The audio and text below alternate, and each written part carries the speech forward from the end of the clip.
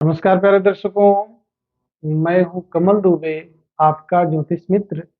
सौभाग्य सलाह में आपका स्वागत करता हूं। प्यारे दर्शकों, आज का हमारा विषय है भाग्य का साथ किस क्षेत्र में मिलेगा। हमसे नए जुड़े हैं, चैनल जरूर सब्सक्राइब कर लें।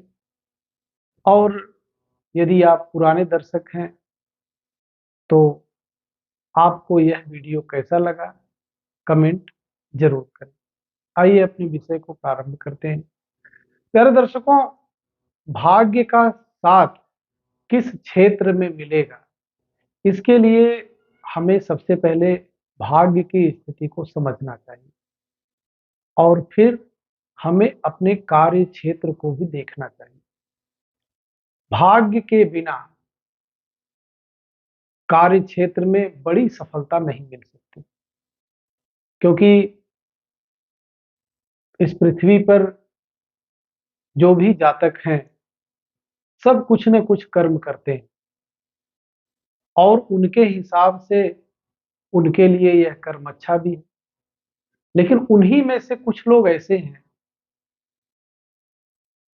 एक जैसा कार्य करके बहुत आगे चले जाते हैं, तो कुछ लोग बहुत परिश्रम करने के बाद भी वह विकास कर नहीं पाते हैं जिसकी वह अपेक्षा रखते हैं। तो इसके लिए भाग्य को देखना बहुत ही जरूरी है। विषय को हम व्हाइट बोर्ड पे समझाएं, इससे पहले कुछ ग्रहों को आपको जानना चाहिए, चाहे आप किसी लग्न के हैं, चाहे आप किसी राशि के। भाग्य को अगर बढ़ाना है तो बृहस्पति देव का आशीर्वाद आपको हर हाल में चाहिए। बृहस्पति देव मजबूत तो आपका भाग्य साथ देगा। बृहस्पति देव मजबूत कैसे होंगे? बृहस्पति देव मजबूत होंगे पराक्रम से, परिश्रम से, अच्छे कार्य से, ईमानदारी से, पूजा पाठ से, अपने कर्म में ईमानदारी से। बृहस्पति देव की स्थिति धीरे धीरे करके आपके लिए सार्थक हो जाए। वहीं बृहस्पति देव नाराज कब होते हैं? जब आप अपने से बड़ों का सम्मान करना बंद कर देते हैं, जब आप समाज के अनुरूप कार्य नहीं करते, या ऐसे कह लीजिए कि समाज में विरोधाभास पैदा करते हैं, जब आप धर्म का साथ नहीं लेते हैं, जब आप पराक्रम नहीं करते हैं, तो बृहस्पति देव नाराज होते हैं। साथ में सूर्य देव का भी आशीर्वाद लेना बहुत जरूरी है। हम सभी लोग जानते हैं सूर्य देव आरोग्यता के कारक है। भाग्य का साथ तभी मिलेगा जब आप निरोगी होंगे। सूर्य देव का आशीर्वाद प्राप्त करने के लिए समय से उठना बहुत जरूरी है।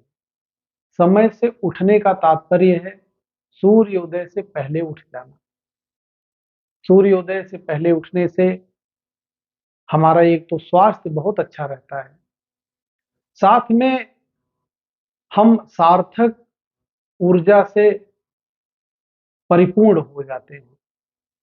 हमारे मन से, हमारी सोच से जो नकारात्मक ऊर्जा है वह निकल जाती है। समय से सोना भी जरूरी है, क्योंकि चंद्रमा का आशीर्वाद दिए बिना आपका मन शांत ही नहीं हो सकता है। तो मन की शांति के लिए गहरी नींद को लेना बहुत जरूरी है। गहरी नींद लेंगे, चंद्रदेव का आशीर्वाद मिलेगा। समय से उठेंगे, सूर्यदेव का आशीर्वाद मिलेगा। ईमानदारी से और शास्त्रगत समाज के जो नियम हमारे पूर्वजों ने बनाए हैं उसके अनुरूप हम कार्य करते हैं, अपने से बड़ों का सम्मान करते हैं, विशेष करके माँ बाप का आशीर्वाद लेते हैं, माँ बाप की सेवा करते हैं, माँ बाप तुल्य लोगों का सम्मान करते हैं, अपने से बड़ों का सम्मान करते हैं, तो बृहस्पति देव बहुत प्रसन्न होते हैं और भरपूर आशीर्वाद ऐसे जातकों को प्राप्त होता है। आइए डेमो कुंडली की तरफ बढ़ते हैं। हमने मेष लग्न की एक कुंडली बनाई है। हम सभी लोग जानते हैं मेष लग्न काल पुरुष की कुंडली। भाग्य को 3 ढंग से समझा जाता है। एक तो पहले भाव, 5वें भाव और 9वें भाव। पहला भाव मंगल देव के आशीर्वाद से बनता है। 5वां भाव सूर्य देव के आशीर्वाद से प्राप्त होता है और 9वां भाव बृहस्पति देव के आशीर्वाद से हमें प्राप्त होता है। अगर हम कुंडली की बात करें तो जो पहला भाव है मेष, जिसके स्वामी ग्रह मंगल देव हैं। मंगल देव देवताओं के सेनापति। सेनापति का क्या कार्य है? सेनापति का कार्य है अपने राजा के आदेश को मानना।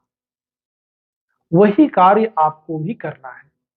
जो हमारे शास्त्र कहते हैं, जो हमारे धर्म ग्रंथों में लिखा है, उसके अनुरूप अक्षर सह पालन करना। यह मंगल देव के आशीर्वाद से ऐसे व्यक्ति का वर्तमान बहुत अच्छा हो जाता है, क्योंकि पहले घर से हम लोग धर्म के वर्तमान को भी समझते हैं कि कैसा वर्तमान हमारा बीतेगा। जब हम समय से कार्य करेंगे, ईमानदारी से कार्य करेंगे और परिश्रम के साथ कार्य करेंगे, तो हमारा वर्तमान का जो भाग्य है वो चमक उठता है। 5वें भाव की स्थिति यह बताती है पूर्व जन्म में या पीछे का जो समय बीता है उसमें हमने अपने मन में कौन सी इच्छा पाली जो कि पूरा नहीं हुआ। उस इच्छा को पूरा करने के लिए सूर्य देव का आशीर्वाद हमें चाहिए। हमारे मन में कोई भी इच्छा जगी तो ऐसा तो है नहीं कि वह इच्छा आपके मन में है और आप प्रयास नहीं करें। इच्छाएं होती इसीलिए हैं कि हम प्रयास करें। तो जो इच्छाएं आपने बहुत पहले से अपने मन में पाल रखी हैं, उसको पूरा करने की अच्छे स्वास्थ्य की जरूरत है, सरकार के साथ अच्छे संबंध की जरूरत है और साथ में सूर्य देव के आशीर्वाद की आवश्यकता है। सूर्य देव से प्राप्त होगा तो आपका 5वां भाव मजबूत हो जाएगा। आप किसी भी लग्न के हैं, किसी भी राशि के हैं, उससे मतलब नहीं, उसकी चर्चा बाद में करेंगे। 9वां भाव आपके भविष्य के भाग्य को दिखाता है। आपने वर्तमान में जो कार्य किए उसका परिणाम क्या निकलेगा।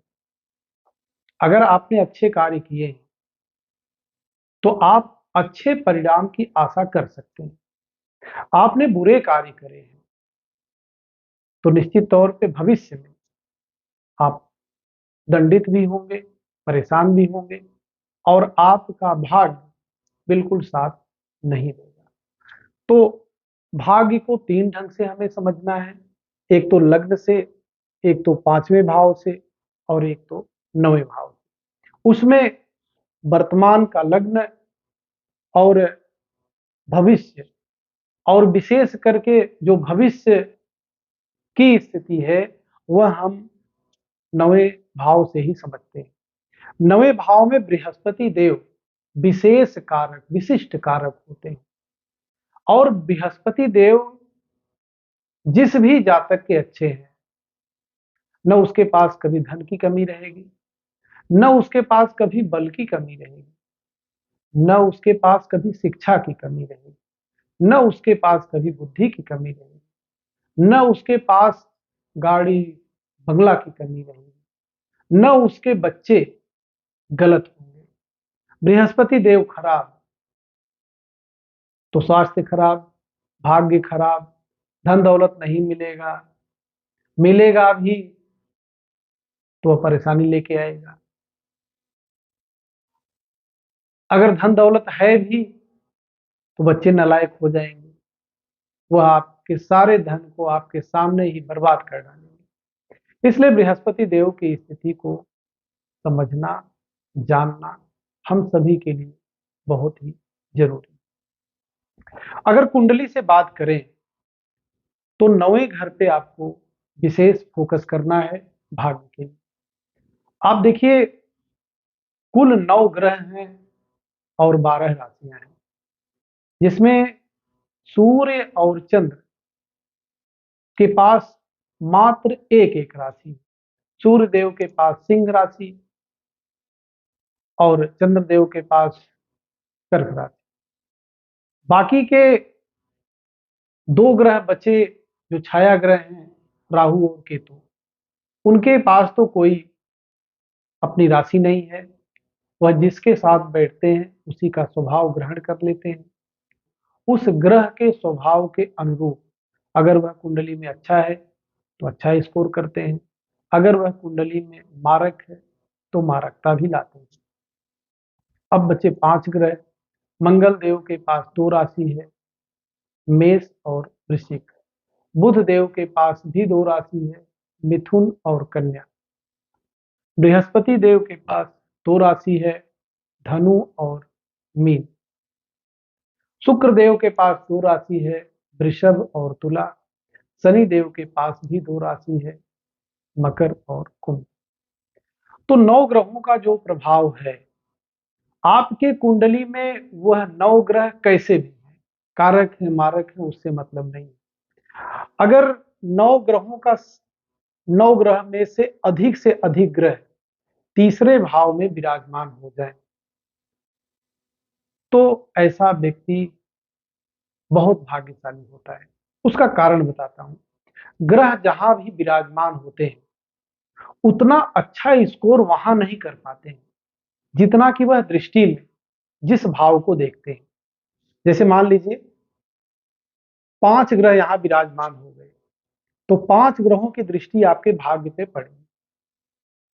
सूर्य देव से आपको ऊर्जा, आपको साहस, आपकी एक आभा, सरकार से जुड़ाव, सरकारी नौकरी में जाना, ये सब सूर्य देव के आशीर्वाद से मिल जाता है और इस भाव को एक्टिव कर देते हैं, मजबूत कर देते हैं।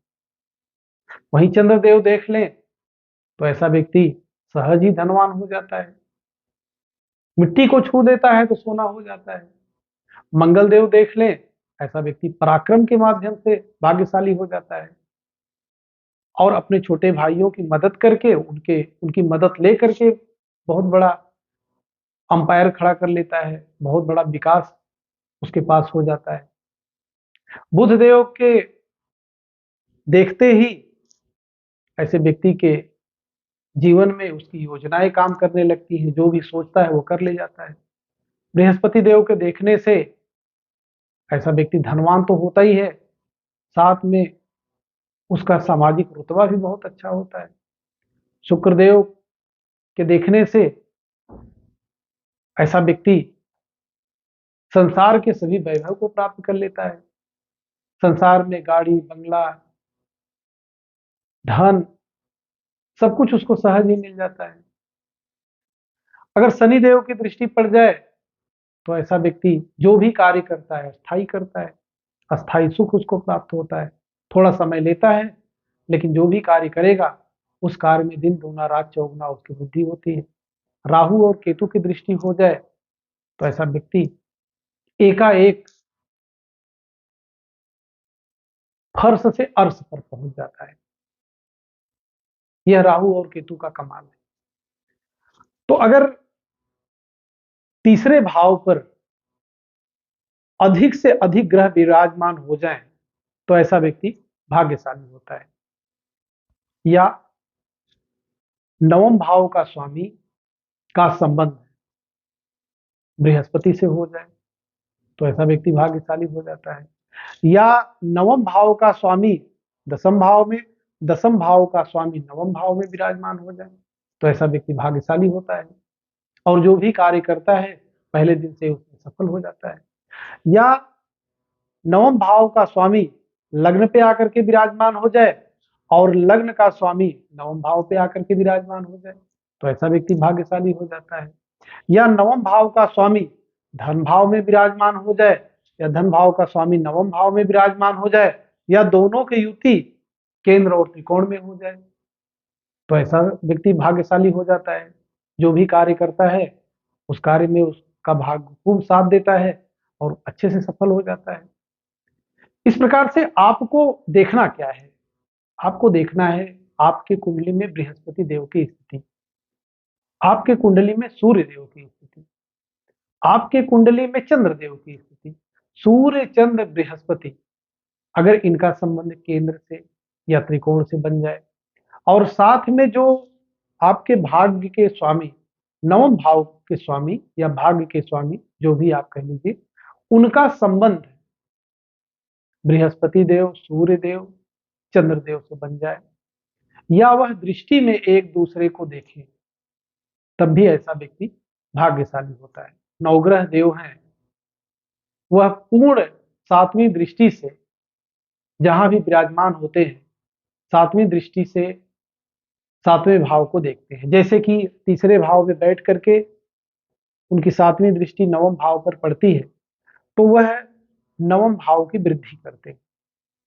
लेकिन कुछ ऐसे ग्रह हैं जो कि सातवें भाव के अलावा भी अगर अलग अलग भाव पर बैठते हैं तो वहां से भी भाग्य भाव को मजबूत कर सकते हैं।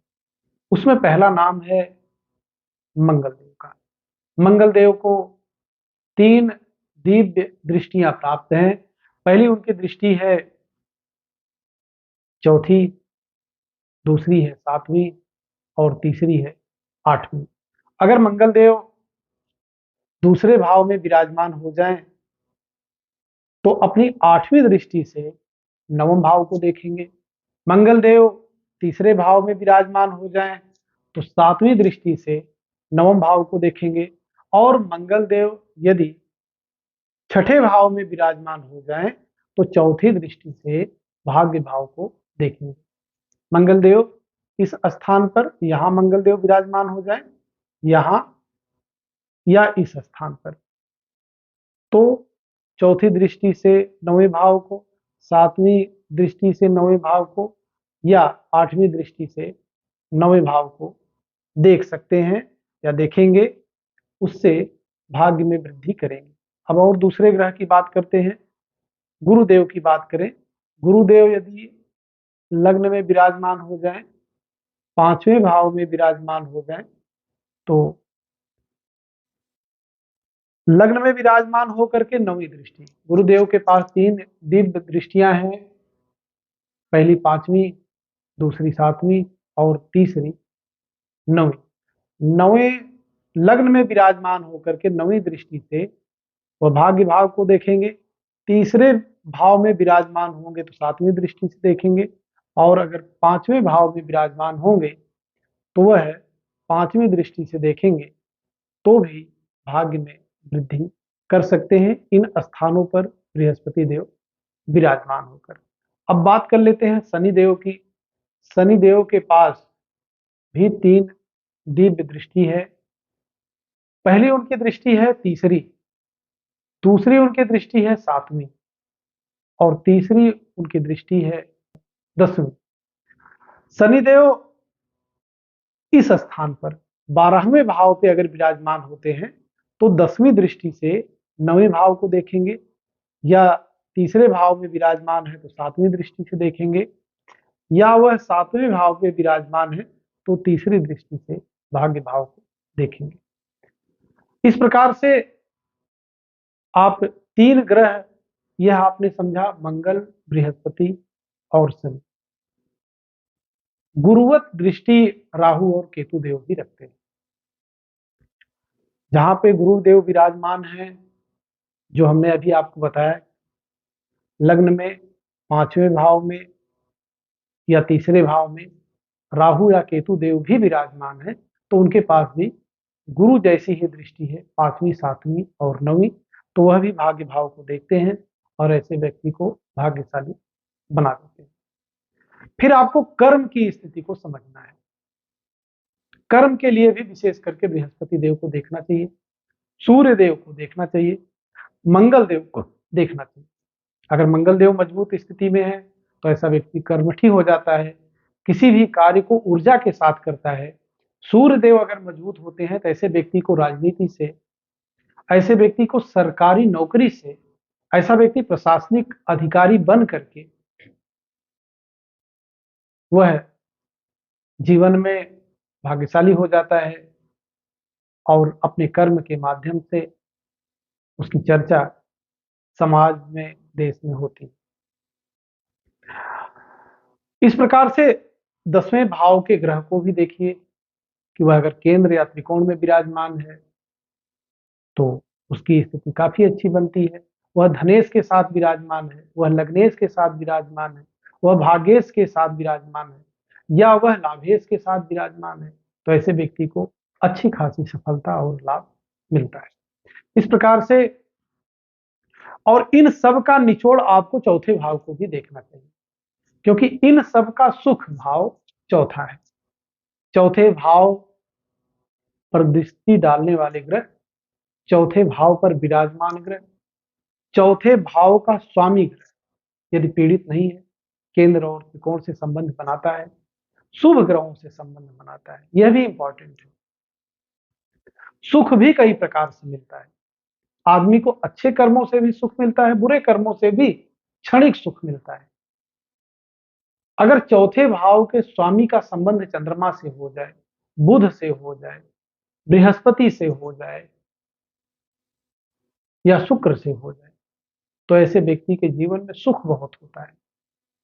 उसी प्रकार से शुभ ग्रहों की दृष्टि 10वें भाव से या 9वें भाव में शुभ ग्रहों की दृष्टि या शुभ ग्रह आकर के विराजमान हो जाते हैं, तो ऐसा व्यक्ति भाग्यशाली हो जाता है और अपने कर्म के माध्यम बहुत कुछ कर सकता है और जो भी कार्य करता है उसमें सफलता उसको अधिक मिलती है।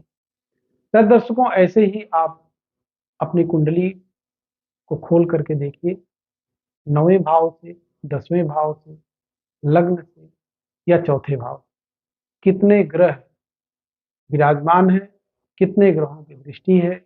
आप अपना आकलन स्वयं ही कर लीजिए कि आप कितने भाग्यशाली हैं और कौन सा कार्य करके आपको सफलता मिलेगी। फिर एक महत्वपूर्ण विषय पर आपसे चर्चा करेंगे। आप सभी दर्शक हमसे जुड़े, आप सभी का बहुत बहुत धन्यवाद।